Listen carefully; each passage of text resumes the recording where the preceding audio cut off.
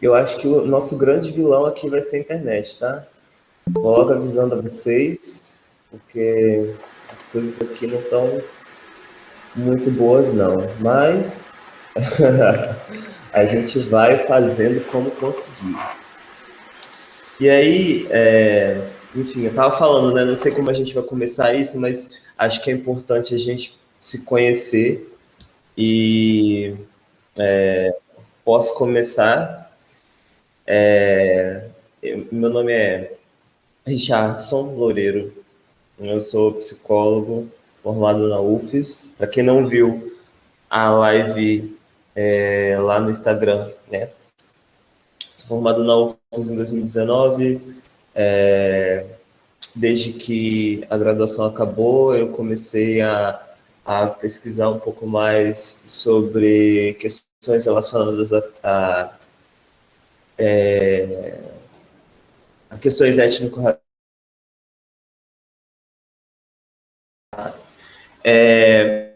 E aí eu estava falando, né, que depois da graduação eu tentei estudar um pouco mais sobre questões étnico-raciais e voltadas mais para questões relacionadas a afeto, amor, essas coisas. Porque dentro da graduação a gente via muita coisa sobre sofrimento negro, né? Sobre, enfim, várias outras coisas relacionadas a sofrimento, a tristeza, a coisas relacionadas a racismo, né? E que às vezes a gente está um pouco cansado de falar sobre o assunto enfim, a gente tem outras coisas para conversar e dentre elas como as relações entre pessoas negras ou como o homem negro ama, como a mulher negra ama e é amado ou amada, enfim. E aí caminho um pouco mais nessa direção agora. E é isso. Fala agora, amigo. Ou quem quiser. Antes de você entrar, né, quando você estava entrando no caso, a gente estava se apresentando, né? Eu tava, você pediu para Ah, dar tá. dar uma enrolada, mas eu acho que a gente pode se apresentar de novo. E Não, a Fiamma, se vocês não quiserem, tudo bem. a Fiamma entrou também, eu acho que a gente pode se apresentar rapidamente, né? Eu desliguei a câmera aqui para tentar não sobrecarregar a internet e tentar fluir um pouco mais, né? Ah, tá. Meu nome é João Otávio, sou estudante de psicologia da UFES. Eu entrei em 19/2, mas continuo no segundo período. Por conta do EART, eu não tenho feito matérias nesse período. E tenho tocado o projeto do Psidiálogos e Afetos, né, que está promovendo essa roda de conversa aqui. Eu acho que é basicamente isso. Beleza.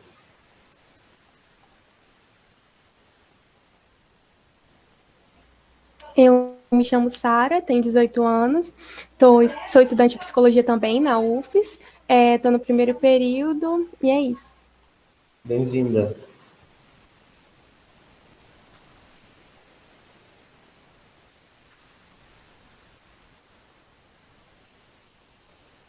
Meninas, vocês vão se apresentar? Tudo bem. Só para a gente ter uma ordem aqui bacana, então eu queria dizer boas-vindas a todas que estão aqui hoje. E vamos conversar, vamos começar a bater papo, se vocês quiserem falar também a experiência de vocês, acho que pode ser bacana.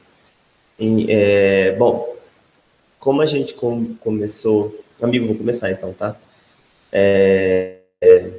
Como a gente conversou no Instagram, na vez passada, a gente estava falando sobre amor e relações de amor, e, enfim, a gente não tem como falar do amor assim, numa definição só, porque o amor tem várias definições, né? No começo a gente pode ter aquela percepção, aquela ideia de que o amor é uma coisa pura e mágica e perfeita, né? E isso tá muito a ver, tem muito a ver com ideias de amor romântico, né? Aquele amor onde você mata por alguém, morre por alguém, aquela coisa carnal e forte.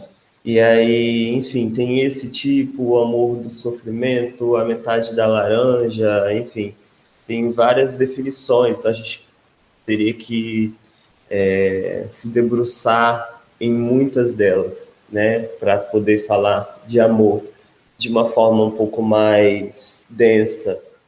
Esse aqui é um bate-papo, então a gente está aqui de uma forma mais livre, mais tranquila, mais fluida, né?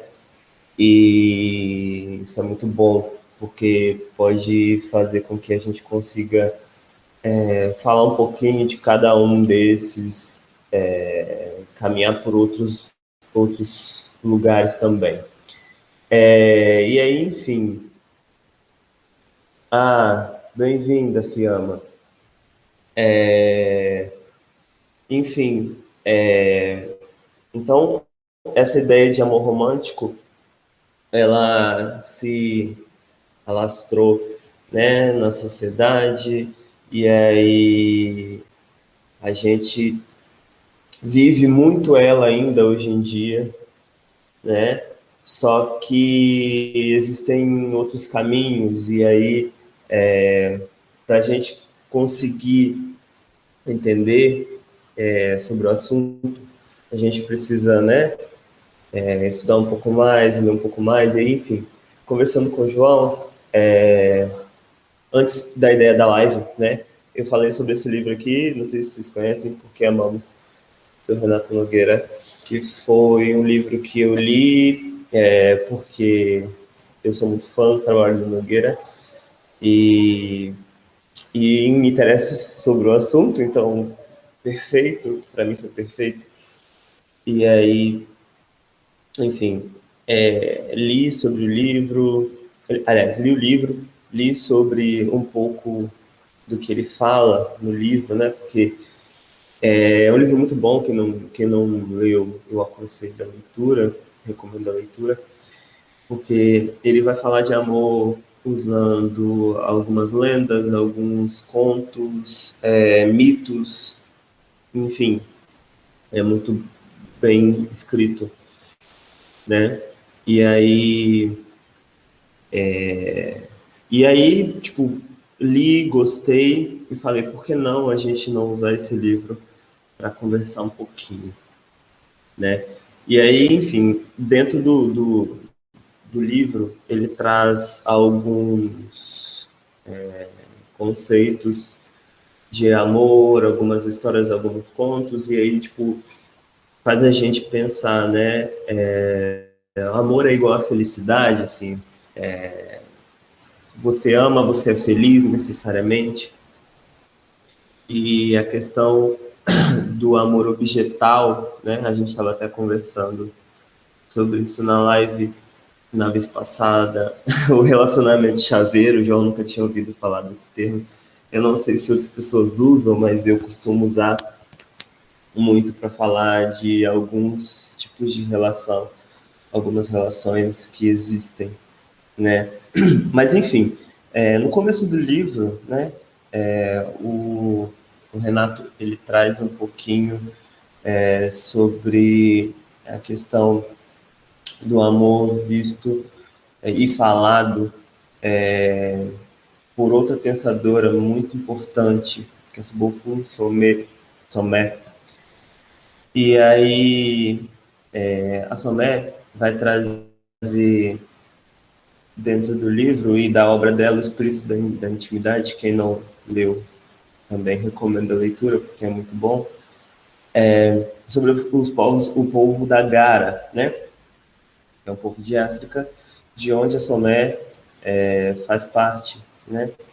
Aí ela vai falar um pouco sobre a percepção de amor naquele povo, né? E aí ela traz uma coisa muito bacana sobre a questão do amor coletivo, amor como algo coletivo. E aí ela faz esse movimento, né, de trazer de trazer essa ideia. Fala, amigo. Que vem dizer sobre que o filósofo ele vai dizer, né, penso logo existo, né? E esse pensar logo existir, Descartes. ele fala de uma individualidade, né? Eu por eu. Já na filosofia africana, a gente tem uma outra perspectiva. A gente tem uma perspectiva de comunidade mesmo, né? O Sim. Ubuntu diz, eu sou porque nós somos, né? E então pensar nesse amor enquanto sendo coletivo faz sentido em África justamente por isso, né? Porque a gente não é sozinho, a gente não é solitário, né? A gente precisa de uma comunidade para existir. E, e aí a Somé, ela traz essa perspectiva comunitária do amor, né? E que eu acho bastante interessante, que tem todo um rolê por trás disso. Não é que é comunitário que o amor vai ser. Todo mundo vai meter o dedo ali, né? Mas a questão dele ser comunitário, né, diz de uma construção comunitária, né? Existe todo Isso.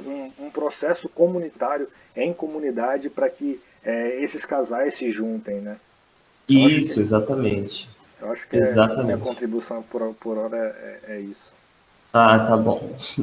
Fica à vontade, amigo.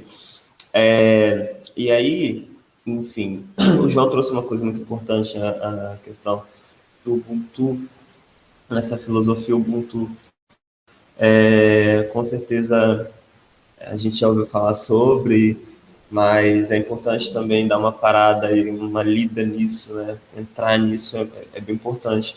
Esse olhar de África, ele é muito bom para a gente entender pensadores como Somé e vários outros que contribuíram e contribuem ainda hoje, né, para a nossa formação.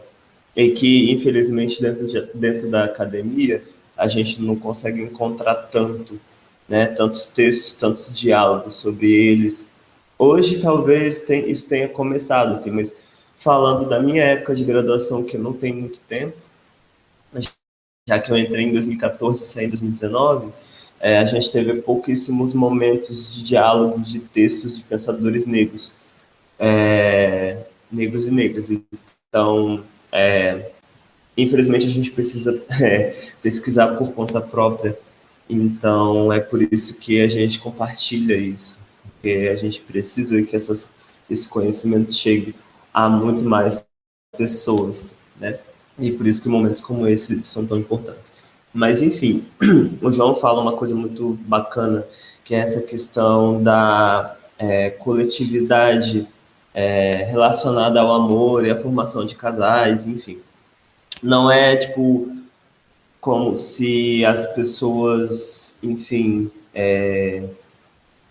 tivessem que, sei lá, gritar aos quatro cantos o que está acontecendo na relação, assim, de uma forma muito, sei lá, do nada. Acho que a Somé fala, né, quando existe algum tipo de conflito dentro da relação com os da Gara, ou você procura pessoas que vão te auxiliar a lidar com essa questão, pessoas da comunidade, pessoas que você confia, né? Ou tem, tipo, quando o casal está passando por alguma crise nesse sentido, eles fazem meio que um meu Deus, eu não sei qual termo usar, tipo um ritual, um encontro, que aí a comunidade toda participa e aí vão tentando resgatar o que fez esse casal se aproximar, entende? Então era uma coisa muito do resgate, o amor resgate, né? Essa coisa de estar ali aberto para poder receber, lembrar daquilo que fez a gente se apaixonar, né? E isso é uma coisa muito bacana, porque a gente individualiza muito relações, individualiza muito muitas outras coisas dentro da sociedade aqui ocidental.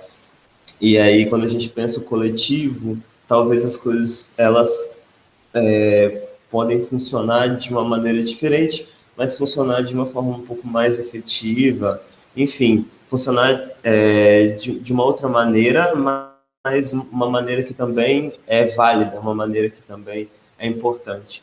E aí, o amor para os Dagara, né, essa relação entre duas pessoas e a comunidade em si, para que exista essa harmonia dentro da relação entre as pessoas, é importante também que esse compartilhamento aconteça com a comunidade, né, no sentido de, tipo, falar sobre a relação, sobre o que está acontecendo, abrir para ouvir o que as pessoas vão falar sobre o que você está dizendo, enfim, compartilhar realmente o que está se sentindo ali, o que se está vivendo, né? A Salomé, ela fala, né, que no espírito da intimidade, o próprio título fala sobre intimidade. O que é intimidade?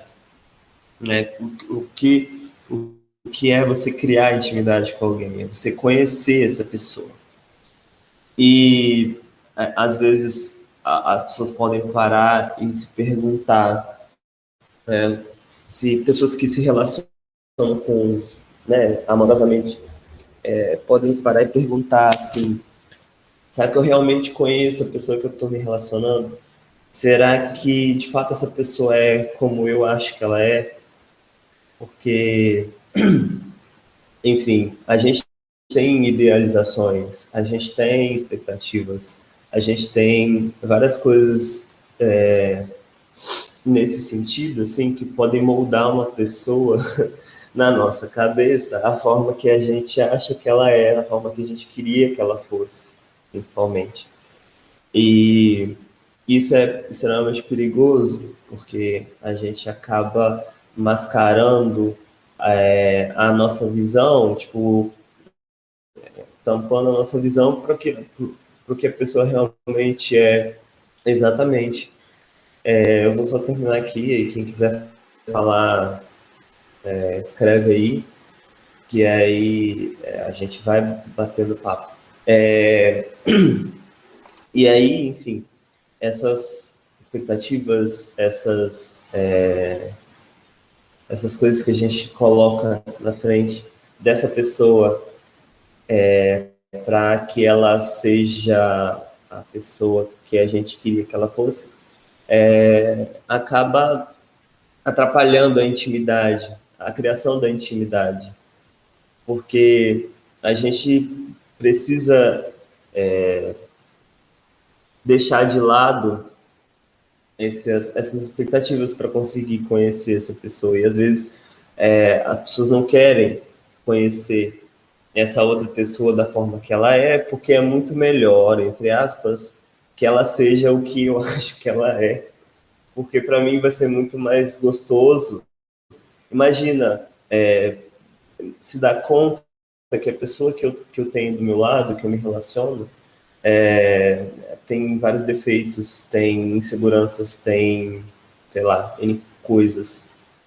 E aí isso acaba transformando essa pessoa numa pessoa comum, numa pessoa normal, e não naquela pessoa que eu idealizei para estar do meu lado, ou a pessoa que eu imaginei que tivesse do meu lado. Então, as pessoas têm essa dificuldade de deixar de lado expectativas e pensamentos e coisas acerca da pessoa que tem do lado, conta disso, assim, pela frustração que isso pode trazer, né? Mas, enfim, eu queria ouvir vocês um pouquinho, quem quer falar sobre isso.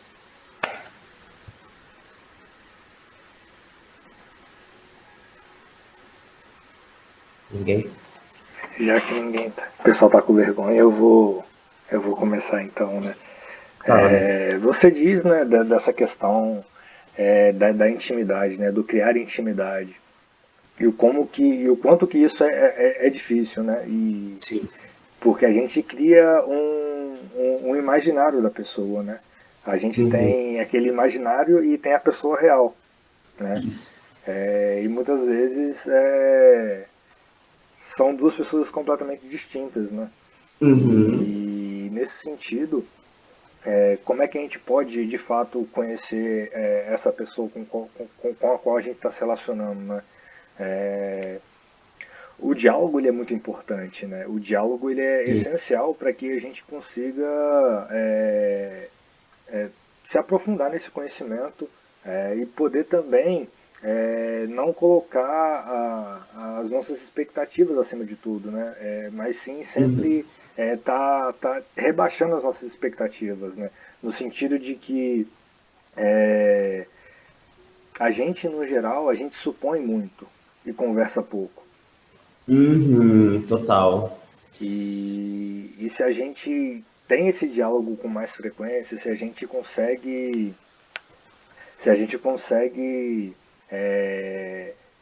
ter esse diálogo com franqueza mesmo, né? Sendo sincero, eu acho que a gente consegue diminuir muitas das nossas expectativas assim e conseguir conviver de fato com essa pessoa mais real, né?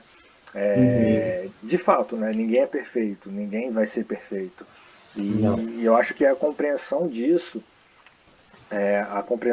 no sentido de que a gente, tendo ciência de que haverá defeitos, né? Tendo ciência de que a gente pode conversar sobre as coisas que estão acontecendo nessa relação, né? A gente pode tentar articular um modo de existir, né? Aí um ser existir do casal, né? No caso falando, no caso de namorados, casados, enfim, né? Mas a gente pode estender isso para relações de amizade, relações familiares, né? E quando a gente consegue estabelecer esse modo de ser enquanto essas duas pessoas, né? A gente consegue estabelecer regras, a gente consegue estabelecer maneiras de que essa relação funcione de maneira um pouco mais saudável, né? Isso. Não, às vezes pode até parecer que tá meio que enrensando a relação, né? Mas é pelo contrário, né? A gente tem a liberdade de falar aquilo que incomoda, a gente tem a liberdade de dizer que desse jeito aqui não está dando para mim, vamos buscar outro jeito, né? Porque a relação ela se constrói, né? E ela vai ser construída enquanto essa relação durar. Isso. A relação nunca vai estar pronta. Porque a gente está sempre em mudança, a gente está em constante mudança, né? Então a gente vai precisar sempre estar refazendo os acordos, refazendo os arranjos, para que essa relação funcione, né? Então o diálogo ele é muito fundamental para que a gente consiga, de fato, fazer o funcionamento dessa relação, né? E quando a gente tem esse diálogo com sinceridade e a gente não esconde nada por medo do que o outro vai achar, com medo do outro nos abandonar, e isso de fato acontece, ainda mais falando de nós, pessoas pretas, né? O medo do abandono ele é real, né? O medo de ficar só ele é real. Então, se a gente está numa relação que a gente tem essa possibilidade de ser a gente, de falar aquilo que de fato incomoda, para tentar estabelecer uma maneira que de fato funciona, a gente consegue ser o mesmo, o outro consegue ser ele mesmo, e a gente consegue se articular para que essa relação de fato funcione, né? Exatamente, amigo. A importância da conversa numa relação, seja ela amorosa, seja ela familiar, seja ela social, de qualquer grau, é muito importante. Às vezes a gente tem essa dificuldade de conversar com o outro. Como o João falou, relacionado para nós pessoas pretas, ao medo da solidão, sei lá, a ser entendido de uma forma diferente, ou passar, por exemplo, pelo estereótipo do preto agressivo, da preta raivosa. Essas coisas a gente vive hoje em dia, né? É uma coisa que não nos deixou. Então, às vezes a gente se priva um pouco de falar o que a gente está sentindo e como a gente está sentindo por conta de coisas como essas, né? E aí, como fazer para garantir essa fala, garantir esse diálogo sem parecer assim que tem dificuldade, né? Como diminuir essa dificuldade da fala, do diálogo. E, enfim, quando a gente fala de diálogo, de fala, quando a gente fala de diálogo, de fala, a gente não está falando assim, tipo, diretamente de só isso aqui que a gente está fazendo, né? A fala oral. Mas assim, tipo, escritas, falas através do corpo, essas coisas, algumas pessoas têm dificuldade de expressar as coisas, expressar o que sente, expressar o que incomoda, porque, enfim, a gente já falou sobre isso, né? Mas aí que entra o que a gente conversou, que eu e o João conversamos na nossa primeira live, acho que foi ano passado, sobre autoconhecimento. Porque se eu sei até onde eu posso ir, se eu me conheço ao ponto de entender o que me machuca, se eu sei o que me faz bem e como me faz bem, aliás, o que me faz bem, como isso me faz bem, enfim, ou me faz mal, se eu sei essas coisas, eu posso delimitar minhas relações no sentido de, tipo, adaptar elas, né? Até que eu posso ir, quero chegar até aqui, isso aqui não é legal, não me sinto bem, porque em alguns momentos, assim, em algumas relações,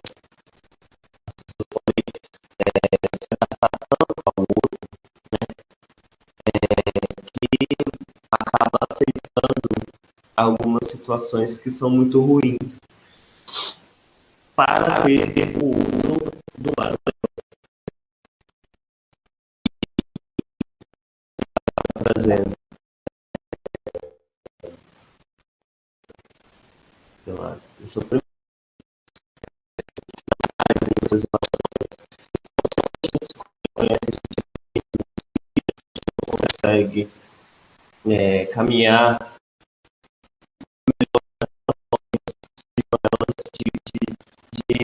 do grau que forem, né? Então, o diálogo, o autoconhecimento e o autoamor são extremamente importantes para a gente conseguir valorizar aquilo que a gente é, porque a Somé, inclusive, fala isso. Para você conseguir ter intimidade com outra pessoa, você precisa primeiro conhecer a você mesmo, para daí ter a abertura, né, ter a possibilidade de conhecer outra pessoa. Então, é por isso que o autoconhecimento é tão importante. E como o João também disse, a gente está em constante mudança, né? Então também é importante a gente estar antenado a isso, estar ligado nisso. Porque hoje eu sou um cara, né? Uma pessoa X. Amanhã eu posso ser uma pessoa diferente. Eu preciso estar ligado nessas mudanças que acontecem comigo, entender essas mudanças que acontecem comigo e entender como sou hoje, né? Quem sou eu hoje? Pode ser diferente do cara que eu fui ontem. E, enfim, é um movimento do ser humano, né? A mudança é pertencente ao ser humano. Então, para a gente conseguir ter intimidade com alguém, a gente precisa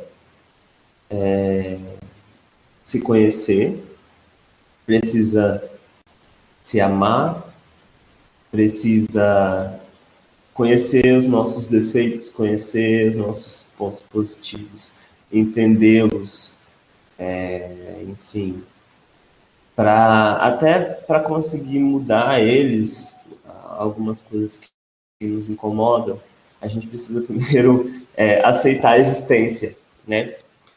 E daí também passa pela libertação de, de expectativas até sobre nós mesmos, assim, tipo, entendimentos que a gente tem sobre nós, que a gente coloca aquilo e se torna uma verdade absoluta, né? Então, é importante a gente ter esse olhar também acerca de nós mesmos para poder conseguir ter intimidade com uma outra pessoa. E, enfim, a Salmeia vai trazer várias coisas,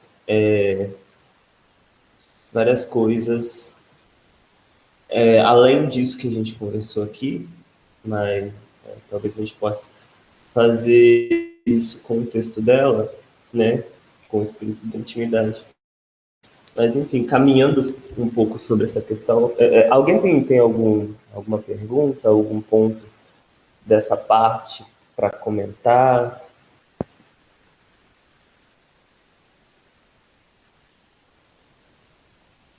Não? Fala-me. Não, você trouxe essas questões, né, dessa intimidade com a gente mesmo, né?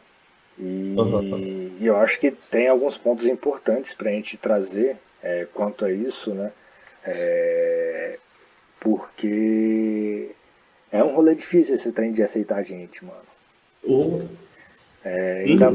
Ainda mais quando a gente é uma pessoa preta, né? Sim. Porque tudo que é preto, tudo que é negro é dado como ruim, é dado como não belo, é dado como, enfim, né? A gente a todo instante é empregado, é colocado para que a gente alcance um padrão branco, né? Isso. E como que a gente se aceita nesse rolê todo, né? Como é que se dá a nossa identificação conosco mesmo no meio desse turbilhão de coisa, né? Eu como uma pessoa preta de pele clara, né? É um rolê muito complexo para mim, né? Porque ao mesmo tempo que eu tenho uma aceitação maior entre as pessoas brancas, né? Nunca me foi permitido esquecer que eu sou negro, né? Mas só que eu não sou. Não é permitido esquecer que eu sou negro, mas em determinados casos, essa própria branquitude, né? Ela chega pra mim falando que você não é tão negro assim não. Para desvalorizar, desmerecer os meus sofrimentos advindo do racismo, né? Do Sim. tipo, você nem é tão preto, isso nem foi racismo, não sei o quê. E, enfim, né? E a gente entra nesse limbo de tipo, o que eu sou, né? E onde eu me encontro. E esse processo, pelo menos para mim, de me aceitar, esse processo de me entender enquanto pessoa negra de fato, e sair, sabe, desse lugar que eu tava de certa passividade, sabe, de ir aceitando as coisas, né? Foi um processo muito difícil, muito doloroso também. E, Sim. e é isso, né? Quando a gente se conhece, né? A gente não aceita mais qualquer circunstância na nossa vida, né? Que foi o que você tinha colocado. Que a gente vai permitir, quando a gente não tem esse conhecimento de si, né? A gente vai permitindo um monte de coisa passando, né? Para se manter naquele lugar onde a gente está. Sim. Então, a partir desse momento que eu tenho mais ciência de quem eu sou, do que de fato eu sou, e eu começo a não aceitar mais certas coisas, né? Eu vou passar a palavra aqui para a Maria, que ela levantou a mão. Pode falar, Maria. Eu me identifiquei muito com você, João, porque eu também sou do grupo aí dos famosos afrobeges. E é muito complicado isso, né? A gente entender qual local a gente está, da gente também falar. Eu acho que a chave do negócio é você saber o local que você está falando. Entender que a gente, negro de pele clara, a gente nunca vai ter uma vivência igual uma pessoa retinta. E às vezes eu acho que a gente peca muito quando a gente quer achar que é a mesma coisa. E às vezes por isso que muitos retintos também não nos aceitam, vamos falar, por conta disso, porque é uma vivência diferente, né? A gente tem uma passabilidade e é necessário a gente reconhecer isso. Mas é isso, a gente também não vive igual no caso, né? As princesas brancas, né? Não é isso. E falando sobre a questão do amor, né? Eu achei muito interessante, né? Quando o Richardson traz sobre isso, né? A questão do amor grupal, e a importância também da gente pensar como isso vai atravessar, né? A nossa questão do autoconhecimento e tudo mais. Tem um texto, não sei se vocês conhecem, um texto da Bell Hooks, que é Vivendo de Amor. É um texto muito interessante. Ele traz um pouco como que foi construído esse amor, né, entre as pessoas negras no Brasil, né, que foi sempre a negação desse amor. Não sei se alguém conhece. Não, mas gostaria. Sim, eu posso passar depois aqui, eu vou procurar o PDF e ver aqui para vocês. E é muito interessante. Aí é muito interessante porque foi sempre de um lugar de negação, né? Partindo dessa ideia de que viemos, né, através de um sequestro, e viemos no processo de escravização. Então foi sempre um processo de muito sofrimento, né? Não amar seria uma proteção para a gente. E acaba que a forma que nós hoje, né, nos relacionamos com nós mesmos e com os outros também é herança disso. Então, o autoconhecimento, né, em relação ao grupo, em relação a nós mesmos, é fundamental. Entender o significado do amor para as pessoas negras e como a gente, né, enquanto pessoas individuais e coletivas, também absorvemos esse conceito. Acho bem interessante a gente também levantar essa discussão. Muito obrigado, Maria, pela fala. Por favor, o negócio do texto, a referência que eu quero. Enviar aqui pra gente. Por favor. Sim, eu não entendo muito sobre essa vivência dos negros de pele clara, né, que sempre me gritaram negro todo o espaço que eu ocupei, né? Então, isso nunca foi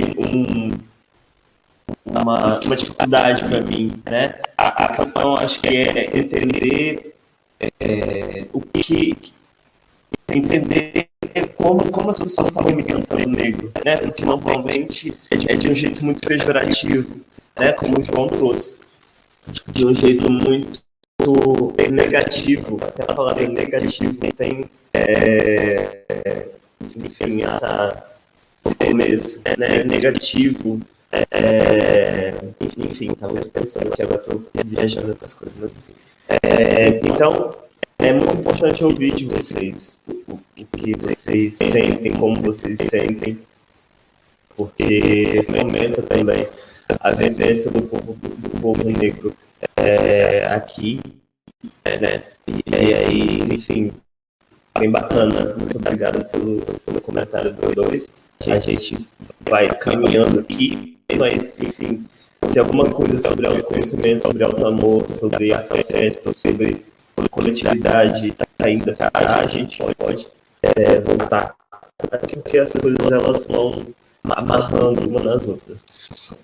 Mas, enfim, dentro desse contexto, assim, às vezes eu me pergunto o que alimenta o amor, né? As pessoas falam, eu já li em alguns espaços, em redes sociais, assim, que o amor só não é suficiente.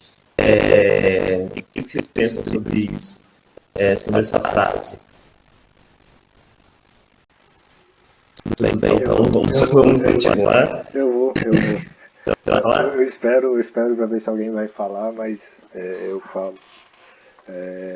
Espero que depois de mim algumas outras pessoas se manifestem também. Que eu acho que é importante, né? Sobretudo porque está nesse formato de roda de conversa, né? Mesmo que, não quero falar, tipo, manda no chat. Tipo, escreve no chat se tiver com vergonha de falar. Eu acho que a fala de cada um aqui tem a acrescentar bastante pra gente, né? Então, respondendo o que o Reed está trazendo, né? O que alimenta o amor, né? Tipo, eu acho que não existe uma resposta certa. Eu acho que eu começo por aí.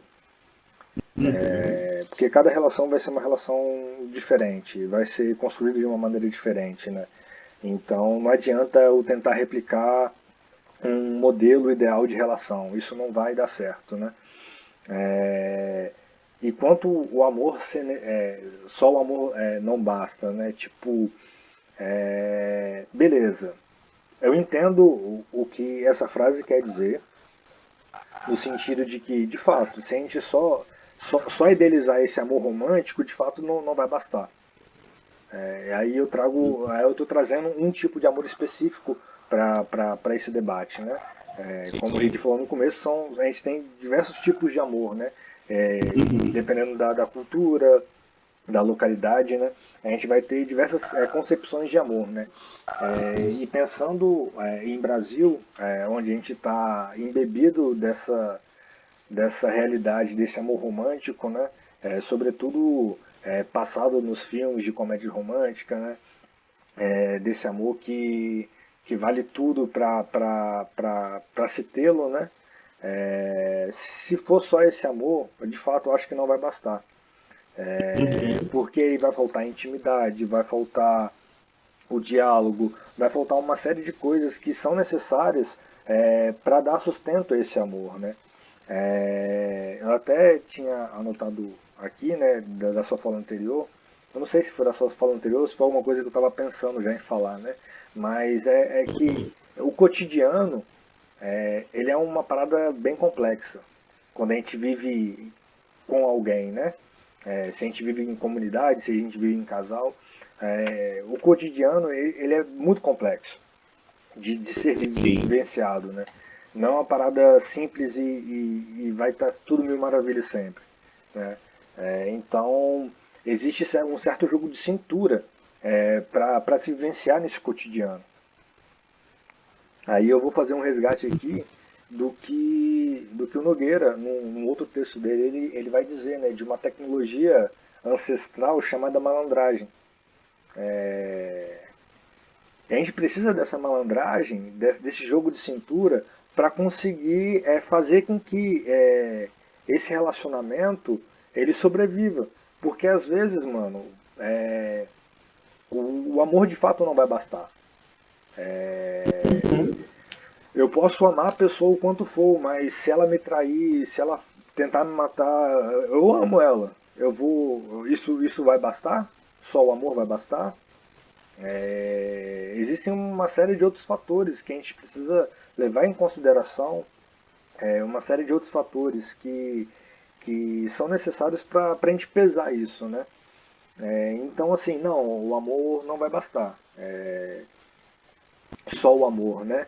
Mas eu não respondi como que se alimenta esse amor, né? E trazendo essa questão do cotidiano, né? Eu acho que as pequenas coisas é o que alimenta esse amor. São os pequenos gestos, as pequenas ações.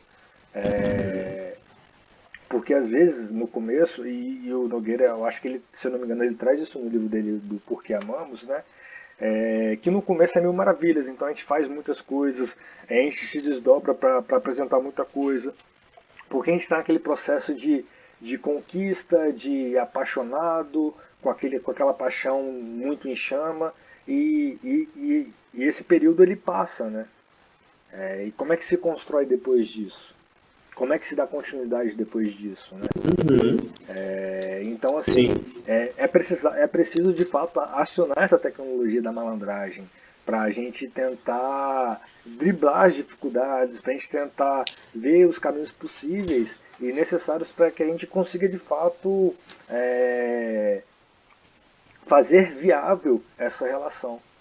Sim. E eu acho que é nesse caminho mesmo. Aí não é aí por isso que eu acredito que não exista um modelo ideal, né? Porque cada relação vai ser única e cada relação vai ter sua maneira de lidar com ela própria. Eu acho que é isso. Maria. Eu achei genial isso que o João trouxe e que vocês todos trouxeram sobre pensar nesse amor como uma construção mesmo, né? E que às vezes a gente pensa assim, eu te amo, mas como que a gente mede isso? É um sentimento, não tem como você entender. E aí eu vou até usar uma fala que Skinner fala que o amor é um conjunto de reforços positivos, que aí ele traz bastante sobre isso e a gente pode pensar que talvez, como que a gente vê isso? Talvez no respeito, né? Um respeito primeiramente com a gente, né? A gente se respeitando, se cuidando e também cuidando do próximo, né?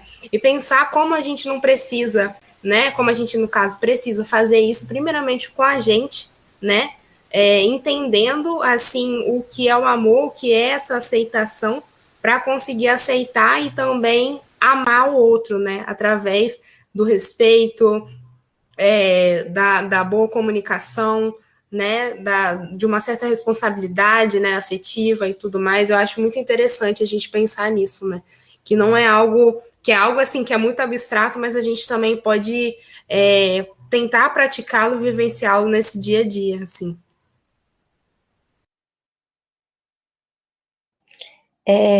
Eu acho que cada pessoa tem os seus princípios. E eu acho que manter um relacionamento vai muito com relação a isso. De além do amor, os princípios tanto baterem de uma pessoa com a outra, quanto ser possível atender. Porque se uma pessoa tem o princípio de que o respeito é algo importante para ela, é muito difícil ela manter um relacionamento, tanto de amizade, quanto com família, quanto com namorado, com uma pessoa que, para ela, o respeito não seja um princípio. Então, eu acho que gira muito em torno disso, para sustentar um relacionamento. Perdão, Monique, eu não. Minha internet caiu, mas. Enfim, eu não vi seu ponto, mas até o da Maria eu consegui pegar, né? E aí, enfim, eu acho que essa questão do amor como essa ideia, tipo, perfeita e tal, essa questão essa ideia de algo mágico e bonito e, né, perfeito, é uma coisa muito complicada. E aí, voltando um pouco na fala do João também, sobre essa questão da rotina, né, essa questão da rotina ser algo prejudicial para a relação, né? Porque quando a gente pensa em rotina... peraí, deixa eu ler. Ela disse sobre os princípios, cada um tem os seus, e isso precisa se relacionar também nas relações. Uhum. E às vezes isso não bate, então não dá para estabelecer. Sim, isso. Uhum. Concordo total. Acho que, primeiro de tudo, né? Primeiro vamos no João, aí eu volto aqui em você, para a gente poder fazer um belíssimo suco com tudo isso. E aí o João falou da rotina e como é difícil, assim, a gente entender que algumas coisas vão esfriar, a relação pode esfriar, né? Como fazer para continuar alimentando isso. E tem um momento do livro que o Nogueira vai trazer sobre a história da Sherazade, não sei se vocês conhecem, Mil e Uma Noites. E aí, para resumir, assim, tipo, o rei foi traído pela esposa e com uma pessoa lá que trabalhava no castelo. E aí ele mandou matar os dois. E aí ele ficou muito sentido com isso tudo, né? E aí falou que os próximos casamentos dele durariam apenas uma noite. E aí, enfim, foram várias jovens mortas, né? E aí até que Sherazade decidiu que queria casar com o rei, né? E aí, enfim, eles se casaram e aí no outro dia ela ia morrer. Então, na noite, ela começou a contar uma história para ele e não terminou. E aí, enfim, ele sempre quis saber o final da história e isso perdurou até Mil e Uma Noites, até que ele decidiu não matar mais ela, né? E, enfim, o que eu tô querendo dizer com isso? O Nogueira, principalmente, ele fala que a relação ela é construída também na história, né? Então é isso de dia após dia, de conhecer o outro dia após dia, de viver situações dia após dia e entender esse caminhar, né? Do dia após dia, construir a relação nisso, assim, conhecendo a pessoa, entendendo a pessoa, construindo coisas juntos, momentos bacanas e enfim, e caminhando nesse lugar, assim.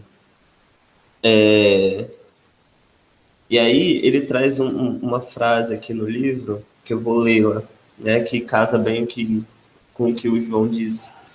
Ele fala assim, para isso, ele está falando sobre manter interesse na pessoa e blá, blá, blá. E aí ele fala assim, né? Para isso, não se esqueça de contar uma história, que contar uma história não é fugir do cotidiano, né? Contar uma história não é fugir do cotidiano, é fazer dele, algo extraordinário. Então, tipo pegar esse cotidiano e fazer alguma coisa dele, assim, alguma coisa diferente. Fazer do limão uma limonada, uma caipirinha, uma torta de limão, seja o que você goste, né? Então, é entender que o cotidiano vai existir, mas entender que a gente pode fazer alguma coisa com ele. E, a partir disso, construir um caminho, né? E aí, enfim, e aí aqui, vocês estão comentando aí no chat, né, sobre abrir mão. Queria entender um pouquinho melhor como vocês enxergam essa questão do abrir mão, assim, como isso funciona para vocês, principalmente, né? Porque, falando de mim, assim, acho que por ter passado por situações das quais eu tive que fazer esse movimento de abrir mão, acho que hoje eu não consigo mais enxergar essa questão, né? Eu entendo como algo que pode ser negociado, assim. Então, com diálogo, a gente conseguiria entender que coisas são essas irredutíveis, como a gente pode melhorar isso dentro dessa relação. E aí, enfim, eu penso e vivo isso. Não, que isso. Mas, enfim, sobre essa questão, o que vocês têm a me contar? Então, nesse sentido, assim, né? Primeiro eu vou começar daquilo que eu não abri a mão, né? Eu sou uma pessoa que eu sou apaixonado por forró. Assim, eu vivo forró, respiro forró. Forró faz parte de mim. Então, assim, é uma coisa que eu não abriria mão nunca, seria do forró. Sim. Porque faz parte do meu ser João, né? Então é algo que eu de fato não abriria mão. Mas eu acho que é isso que você falou, nesse sentido de, tipo, as coisas são negociáveis, sabe? São coisas que dá para conversar, que dá para negociar, dá para chegar num consenso, né? Uhum. No sentido de que, tipo, beleza, hoje, ou não hoje, mas hoje antes da pandemia, eu enquanto solteiro, eu vou no forró pelo menos 6 vezes na semana.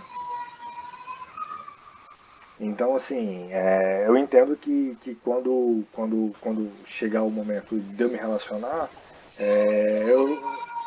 talvez eu não vá 6 vezes na semana no forró, mas eu faço um combinado para que as coisas se articulem ali e as coisas possam funcionar. Uhum.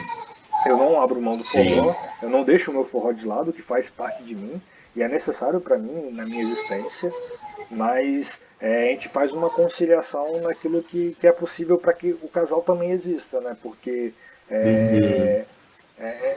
a gente tem muito assim, né? Tipo, no imaginário, né? De começar uma relação e essa relação ser o centro de tudo, né? E, tipo, como se não existisse Sim. uma vida antes dessa relação, como se não existisse uma Uhum. história antes dessa relação, né? E eu acho que aí mora um perigo muito grande. E, Uhum. indo nesse sentido, né, entender que tem uma história vindo do meu lado, tem uma história vindo do lado da outra pessoa, e como é que a gente vai conseguir conciliar essas vivências, né? Como é que a gente vai conseguir conciliar essas duas vidas para que a gente caminhe com uma vida a partir de agora, né? A gente vai ter nossas Sim. vidas individuais, mas ao mesmo tempo a gente vai ter uma vida enquanto casal, né? Uhum. Então, aí de fato, né, serão necessários muitos acordos, muitos quebrar a cara mesmo, né? No sentido de, tipo, a gente vai fazer um acordo, esse acordo não vai dar certo, a gente vai ter que refazer esse acordo, remontar esse acordo. E eu acho que o bonito do amor, ele encontra nisso, né? Nessa Uhum. possibilidade e nessa capacidade de mudança. Sim. E, Sim. e isso vai muito contra esse amor romântico que é o belo e bonito sempre, né? É o mesmo sempre, aquele que nunca muda, aquele que nunca mudará, né? Uhum. É, então, eu parto de um outro lugar, né? Desse amor que é mutável, né? E é a partir dessas Sim. mudanças que esse amor vai se fortalecer. Uhum. Deixa eu só falar um negocinho antes de você, Maria. É só uma coisinha aqui rapidinho. A Fiamma falou sobre essa coisa do, do sacrifício, né? Tem isso aqui também no livro, né? É uma coisa muito do amor romântico, né? Essa coisa do tipo se sacrificar o Nogueira até usa Romeu e Julieta como figura para falar sobre isso, né? E aí então o amor romântico como algo carnal de sacrifícios e tá. E aí entra também no que a Monique falou aqui sobre coisas que a gente tem que são muito nossas e que não são coisas negociáveis, porque isso é muito eu, isso me representa. E aí eu volto na questão do autoconhecimento, porque se eu sei que coisas são essas, que me representam ao ponto de eu não conseguir negociar, então, em momentos como esse, onde isso se coloca como questão dentro de uma relação, eu vou chegar e falar, não, mas isso aqui me representa demais, isso aqui sou eu, se tirar isso vai estar me tirando. E aí, enfim, então, essa questão do se conhecer, né, é importante e a gente consegue enxergar isso em vários níveis dentro de uma relação, até entre nós, né, entre você e você mesmo, no caso eu e eu mesmo, e entre eu e outras pessoas. Maria.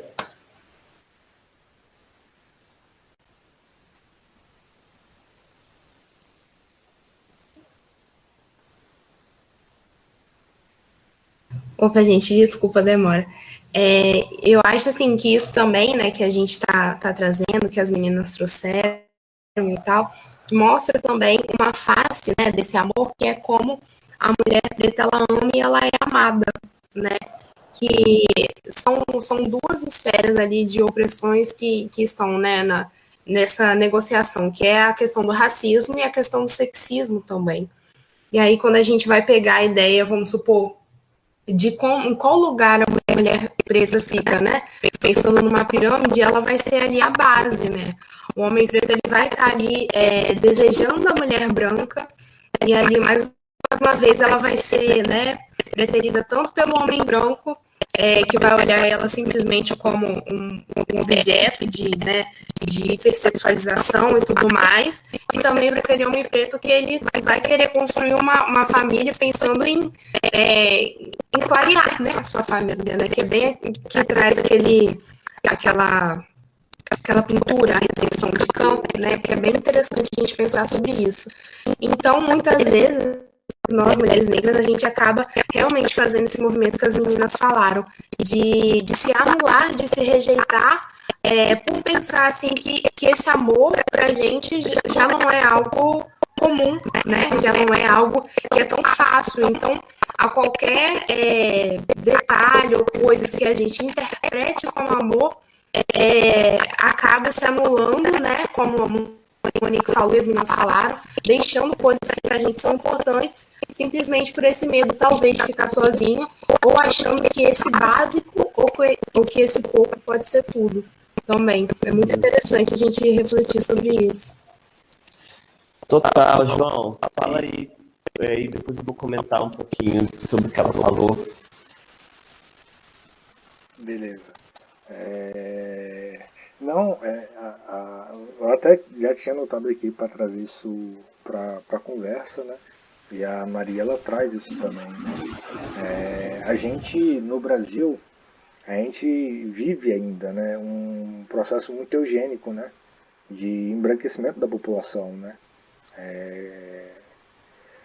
E isso não é à toa, né? Não é à toa que a gente, população preta, é exterminada aos montes pela polícia, pelo Estado, né? E pelo braço armado do Estado, né? Que é a polícia.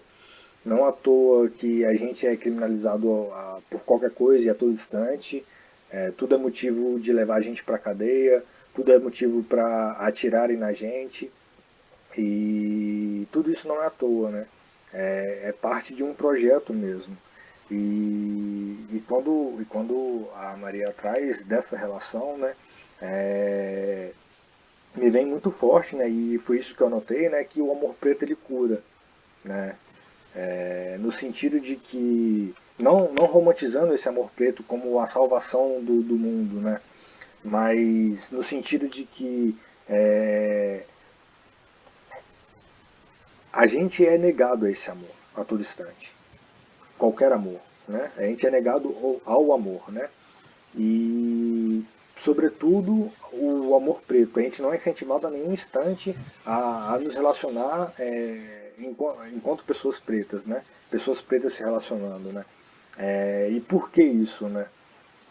Isso diz desse processo, né, de eugenia promovida pelo Estado, né? Promovida na nossa sociedade, né? E por que esse amor preto ele cura, né? Por que eu estou dizendo isso, né? Porque esse amor racial, esse amor entre pessoas pretas, né? Ele parte de um ponto de revolução, de um ponto político, né? É uma opção política, né? E indo nesse sentido, ele cura porque ele revoluciona, né? E a partir dessa revolução, a partir desse movimento de revolução, né, a gente consegue transformar. E transformando, ele cura. É nesse sentido que eu trouxe essa perspectiva, né? Desse amor que vai revolucionar, e revolucionando, ele pode curar. Que aí a gente vai, a partir da revolução, né, a gente vai ter outras perspectivas, né? Mas a evolução ela é um caminho muito longo para se dar, né? Ela não acontece da noite para o dia, né? Mas se a gente for falar de revoluções, micro-revoluções, né, de revoluções pequenas, a gente consegue transformar o nosso meio, né, a nossa realidade ali, e aos poucos ir transformando as coisas ao nosso redor também. Uhum, sim.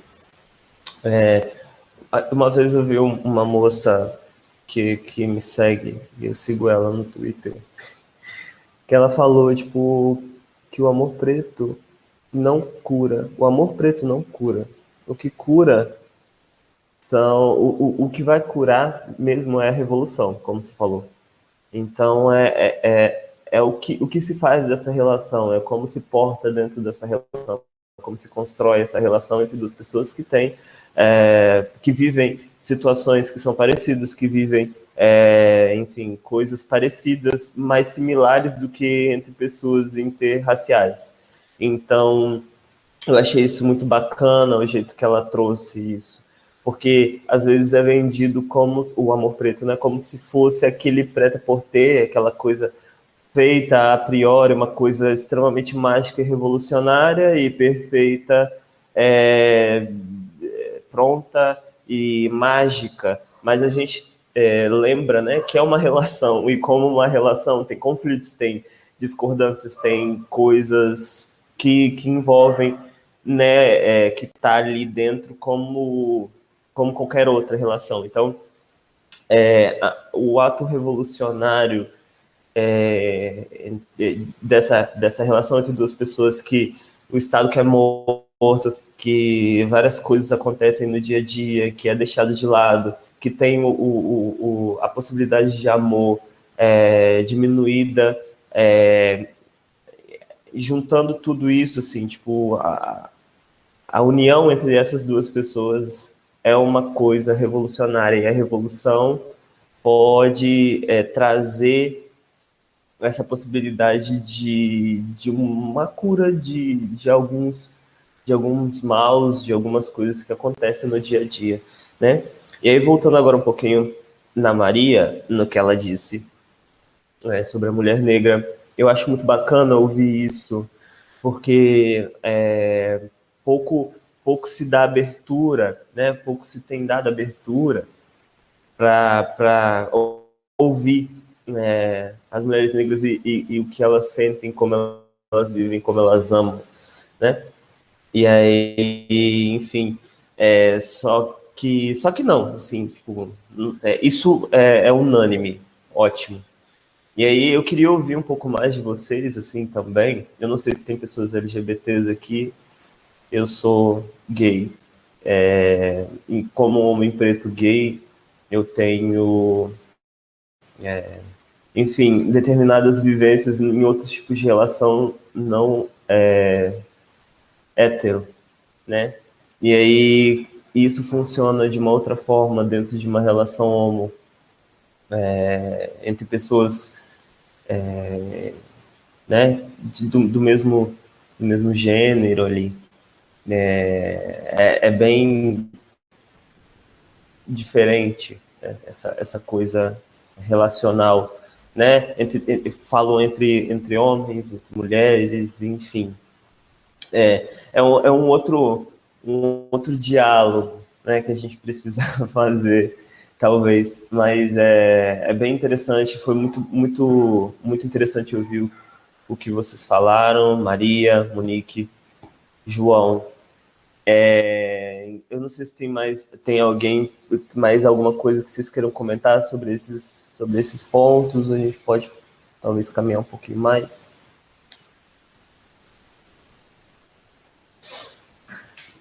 Não?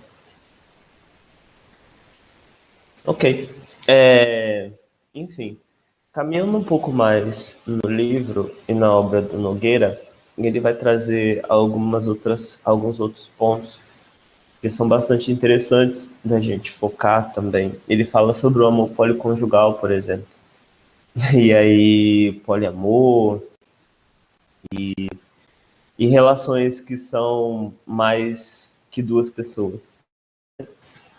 E aí ele fala, assim, essa questão da posse, né? Como é que vocês enxergam isso? Assim? Vocês acham que necessariamente o amor tem a ver com posse, tem a ver com essa questão que já é colocada há muito tempo, socialmente falando, monogâmica. O que vocês acreditam?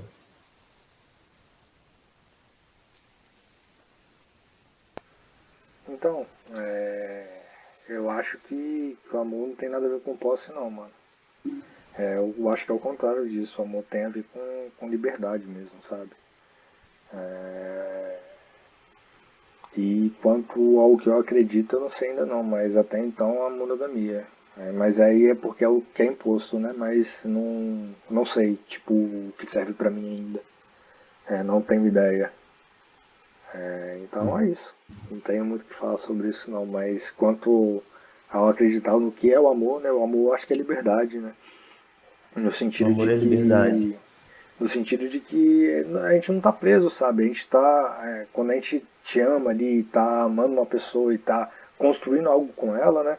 A gente não tá ali preso a essa pessoa, mas a gente tá somando com essa pessoa, né? Em vez de eu Sim. caminhar sozinho, eu decido caminhar junto com ela, né?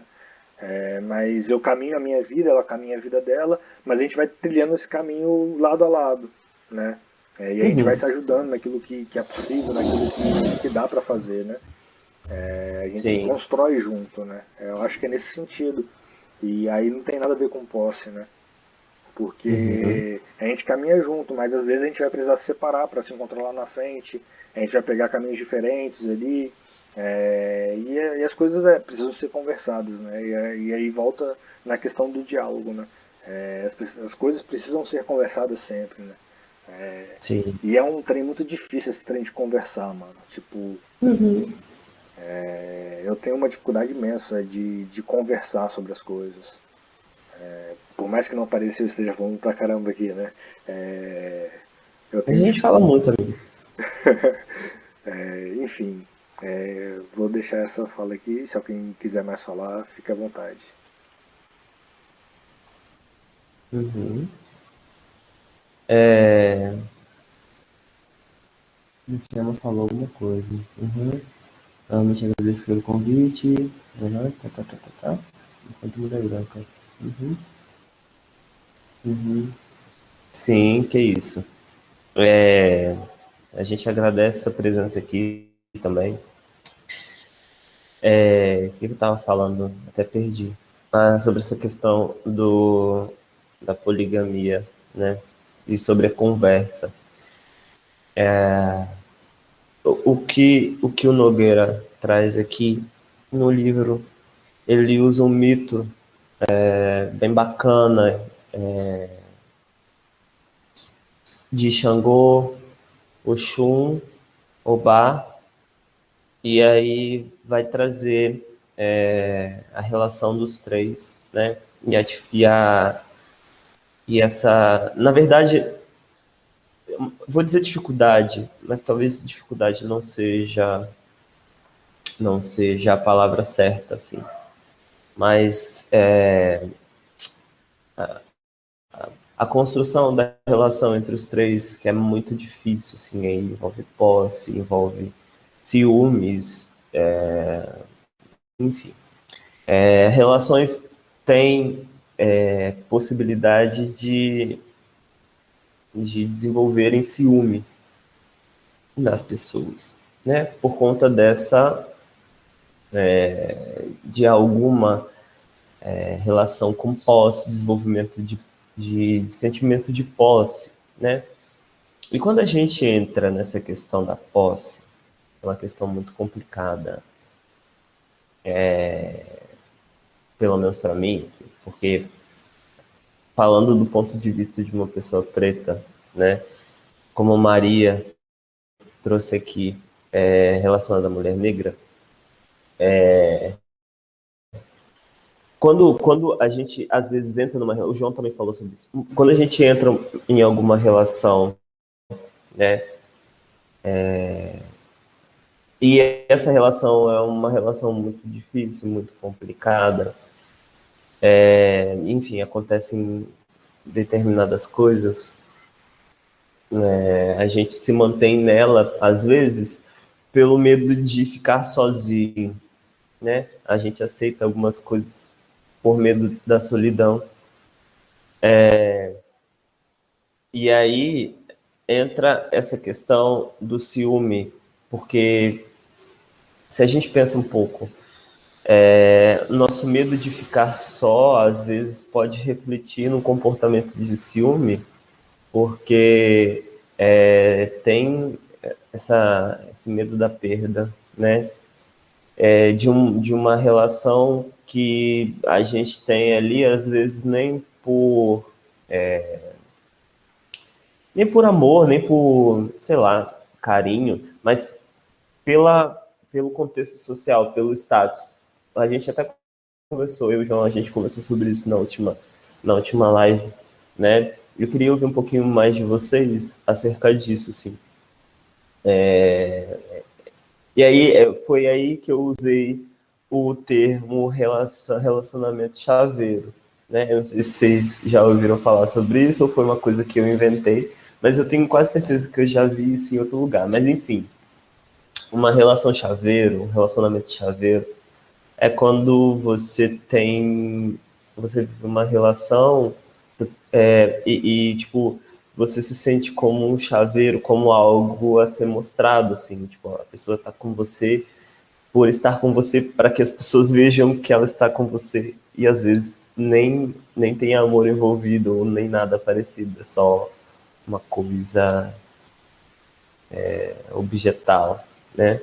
Eu queria ouvir vocês um pouquinho sobre isso, assim, sobre relações chaveiro, sobre ciúme, sobre posse.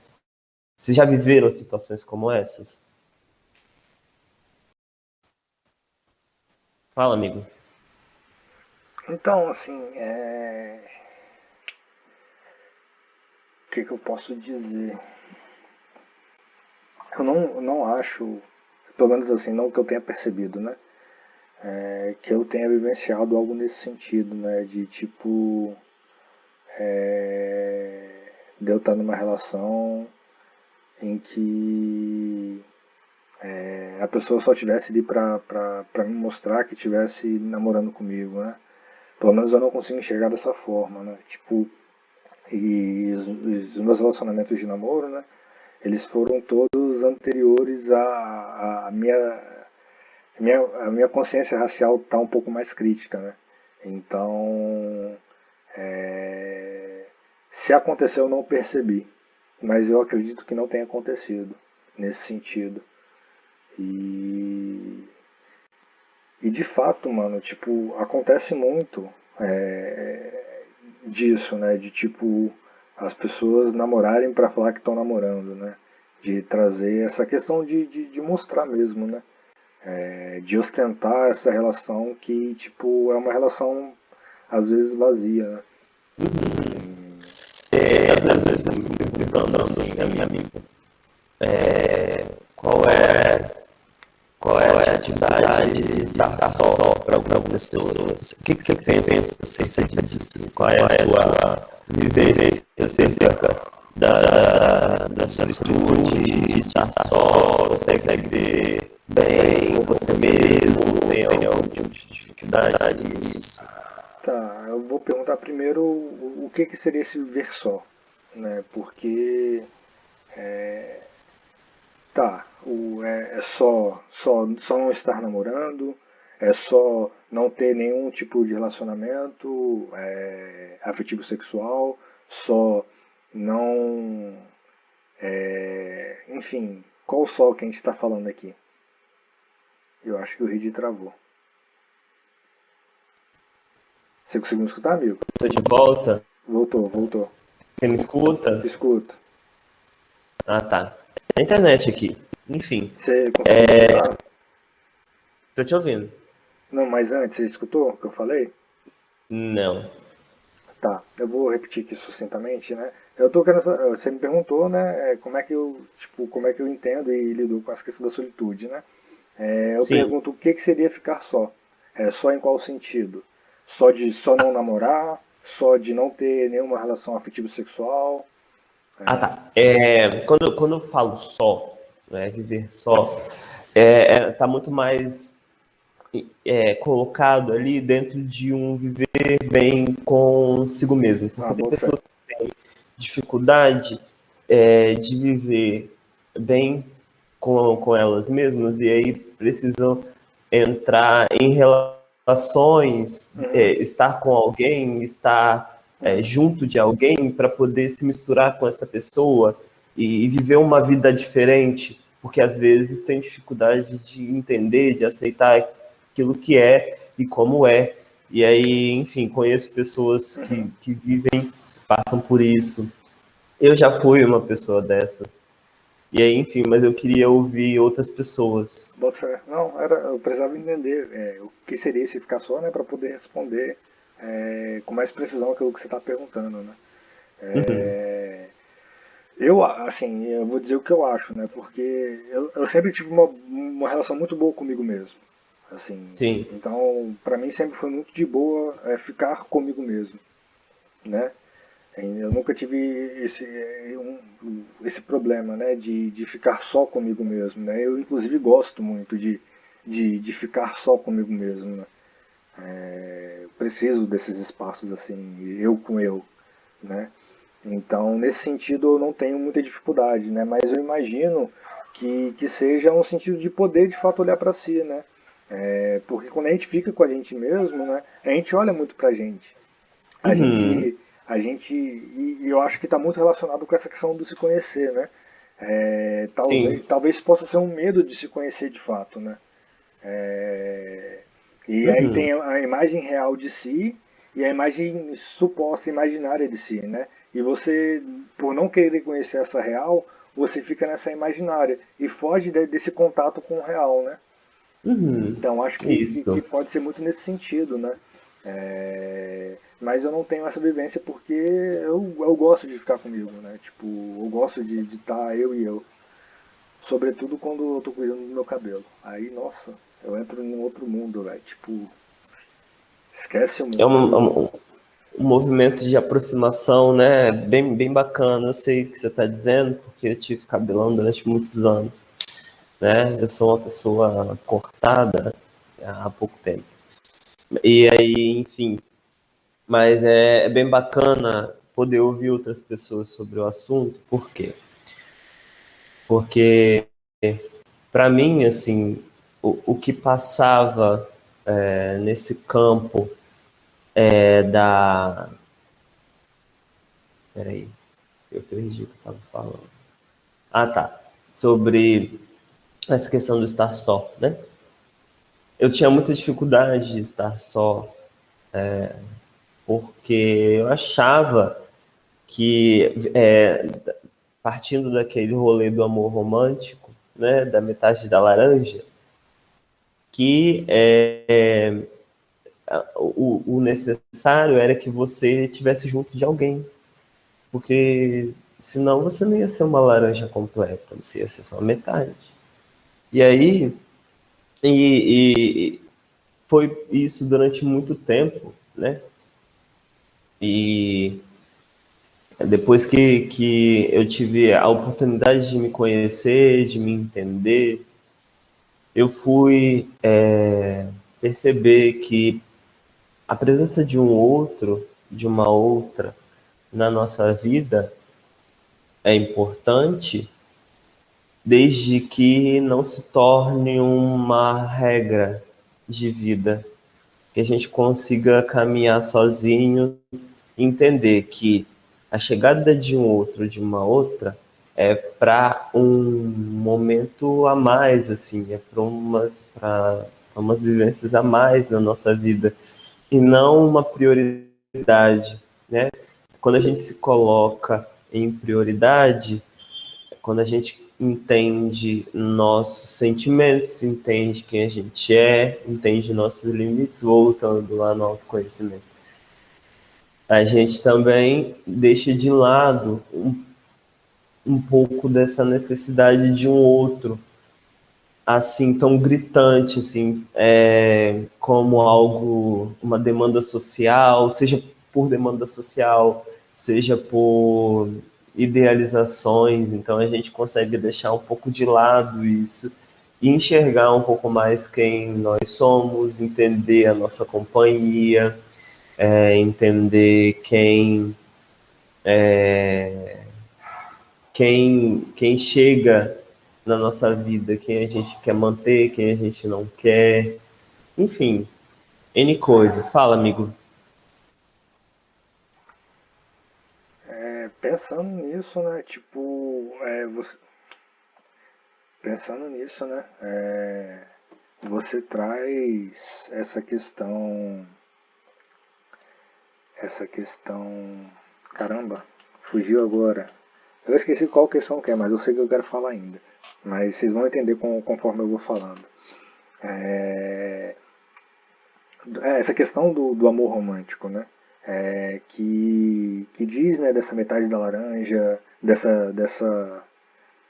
unha e cravo e unha, que tipo são complementares, né? Aí eu parto de um outro lugar de fato, né? Tipo, são duas laranjas completas, né? São duas realidades completas e que vão viver seus caminhos inteiros, né? E vão viver juntos, né? E eu acho que o que reforça bastante essa concepção de metade da laranja, dessa necessidade de preciso estar com alguém, né? Parte de uma visão cristã, eurocristã, né? De tipo, eu preciso crescer, preciso casar, preciso ter filhos, e aí sim eu posso morrer, né? Como se fosse uma necessidade de obrigatoriedade, né? Tipo, eu preciso passar por esses estágios, né? E não necessariamente isso precisa acontecer, né? A gente pode ter inúmeros fatores, né? Envolvidos aqui, né? Para não seguir esses passos, né? Mas, enfim, né? Cada um com a sua realidade sabe o que quer para sua vida, né? Mas essa visão eurocristã, e a gente vive nessa sociedade que é moralista, né? Que, que é de maioria cristã e os conceitos cristãos, a filosofia cristã, ela permeia muito as nossas relações sociais, né? Por ser um país de maioria cristã. E acaba pressionando nesse sentido de que a gente precisa, né? Como se fosse uma necessidade de precisar, né? E aí eu discordo nesse ponto, né? Mesmo ainda sendo um cristão católico, eu não acho que seja por essa via. Eu acredito muito que seja uma via de escolha mesmo, sabe? É uma via de opção. E é nesse sentido, né? A partir da minha realidade, a partir daquilo que eu quero, se eu encontro uma pessoa bacana e eu quero caminhar junto com ela e ela decide também caminhar junto comigo, né? A gente pode construir algo a partir disso. E não necessariamente para que a gente se complete, né? Mas sim para que a gente possa partilhar das nossas vivências juntos, né? Aí seria partilhar tanto as alegrias quanto as tristezas, as dificuldades, as conquistas. Então a gente partilharia a vida, né? E eu acho que é muito nesse sentido. Uhum. Sim. Eu concordo com você, assim, acerca dessa questão da necessidade cristã do crescer, multiplicar e morrer, né? E aí algumas coisas passam por aí. Essa necessidade relacional talvez possa passar por aí, né? E aí, enfim, acho que tem a ver também com nessa coisa social, né? Essa necessidade social de você tá com alguém, tá namorando, e aí, tipo, expressões como ficar pra titia, que as meninas devem ouvir por aí, ou de pessoas da família, ou de amigas, enfim, ficar pra titia, então, tipo, você estar só acredito eu queria ouvir as meninas um pouco sobre isso, se fosse possível, principalmente sendo mulher, né? Tipo, estar só. Quando você é mulher, deve ter um outro olhar também social em cima disso. Se uma de vocês puder falar um pouquinho, acho que ia ser muito bacana. Tudo bem. Pode ficar para depois. Mas, enfim, acho que tem a ver um pouco com isso, sim. E eu concordo total. Amigo, eu, eu não vou poder ficar muito mais, porque infelizmente eu vou precisar sair daqui a pouco. Mas queria fazer um levantamento, assim, das coisas que foram conversadas aqui, sobre autoconhecimento, sobre auto-amor, sobre relações de posse, poliamor, sobre finalmente o amor preto, né, que a gente falou aqui, sobre esse rolê da relação construída entre pessoas pretas, da relação construída por duas pessoas que socialmente estão ali com um alvo nas costas pelo Estado ou por costumes e vivem coisas muito ruins, assim, decidem se juntar, decidem ter uma vida. Isso é importante, isso é importante. E nesse sentido, assim, de da construção do apoio que as pessoas podem ter uma a outra, enfim, alguns outros pontos. Então, o título dessa conversa foi Amor Preto, né? Mas acho que a gente falou muito mais de amor no geral, trouxemos recortes étnico-raciais, porque nós somos pessoas pretas, e a Maria falou muito bem sobre a perspectiva dela como mulher negra, e enfim.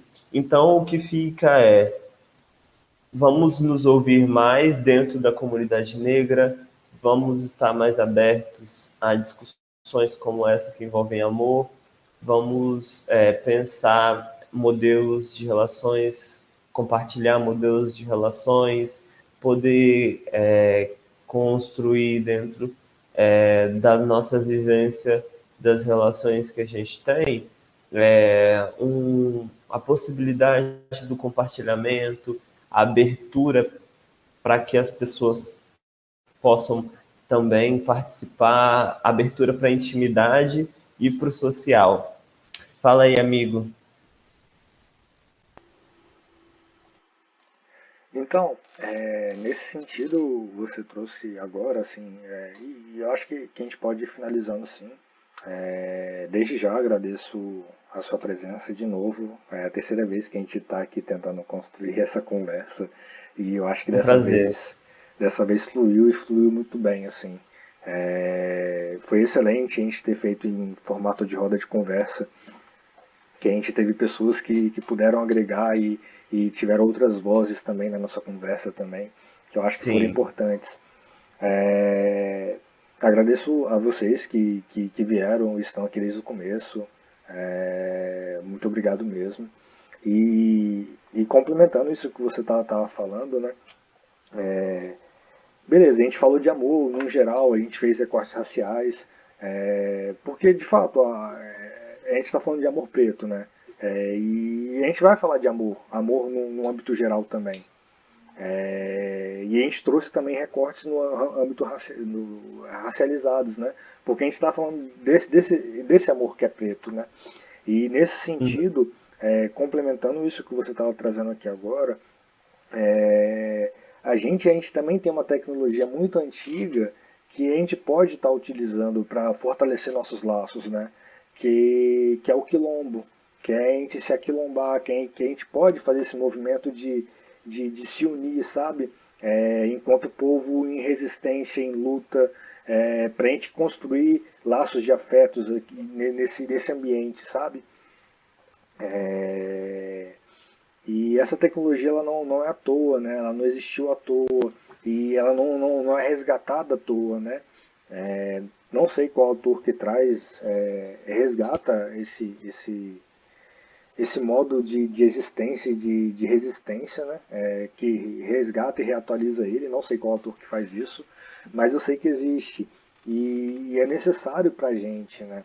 É necessário a gente construir lugares enquanto pessoas pretas, onde a gente possa se encontrar, possa se amar, possa ser livre e possa se fortalecer enquanto coletivo, né? Então, eu acho que é isso, sabe? A gente precisa desses lugares seguros pra gente, sabe? Que a gente possa dialogar, possa conversar e possa se abrir. Eu acho que é nesse sentido. Uhum. Total, concordo super com você. Acho que essa possibilidade de a formação de grupos entre pessoas negras, grupos importantes para conversar esse tipo de assunto, vários outros assuntos. Acho que é extremamente necessário. Gostaria de agradecer as meninas, Maria, Monique, Letícia, Sara, muito obrigado. Queria ouvir mais de vocês. Acho que a gente podia, talvez, tornar esse encontro algo permanente, não sei, daqui para frente, daqui a um tempo, enfim. Discutir outros assuntos importantes, talvez com outras pessoas aqui trazendo conhecimento, compartilhando conhecimento, enfim. Calma, amigo, vamos pensar nisso aí com um pouquinho mais de cautela. E aí, enfim, queria agradecer a vocês todas pela presença aqui. Queria dizer que caso vocês queiram bater um papo comigo, vocês podem entrar em contato através do meu Instagram, que é @soulride, ou pelo Instagram profissional, que não tem muita movimentação ainda, porque, enfim, mil coisas, mas é o Entrando em Terapia, @entrando em terapia. Podem pedir meu contato para o João também, caso queiram. Acho que é importante a gente criar laços também, né? Mas agradeço de novo todos aqui presentes e né, desejo um bom fim de dia, né? Que a gente possa amar e ser amado, nos amarmos também, né? Ter essa relação com o amor presente na nossa vida. Beijo. E, de novo, te agradeço de coração, assim, você é uma pessoa muito especial para mim, desde quando eu te conheci, assim, me referencio bastante em você e torno a dizer isso, e digo sempre que te encontro e que é necessário. Ter pessoas pretas da psicologia, formadas, sobretudo, né? Me mostra que é possível chegar aonde eu quero chegar, né? E agradeço sua disponibilidade por estar aqui, estar conversando com a gente, e estar partilhando das nossas experiências, das nossas vidas, né? E espero que mais para frente a gente possa fazer outras conversas sobre outros assuntos também. E porque é sempre muito bom estar com você, é sempre muito bom conversar com você. Agradeço a Letícia, a Maria, a Monique, a Sara, a Fiamma que saiu também. Agradeço todo mundo, de fato, assim, porque foi incrível, assim, estar com vocês, esse finalzinho de tarde, né? Desejo uma ótima semana para todas e todos. E é isso, é isso. Se alguém quiser falar alguma coisa, quiser acrescentar alguma coisa, fazer alguma pontuação, agora é a hora. E se não tiver, a gente encerra. Amigo, eu só queria agradecer o carinho, viu? Dizer que gosto muito de você. Sinto falta dos nossos encontros dentro da universidade. Coisas aconteceram, a formação e pandemia, mas acho que aos poucos a gente vai poder retomar essa nossa troca, essas nossas trocas. Queria dizer também que foi extremamente bom para mim estar aqui hoje, compartilhar com vocês, trocar com vocês. E eu acho que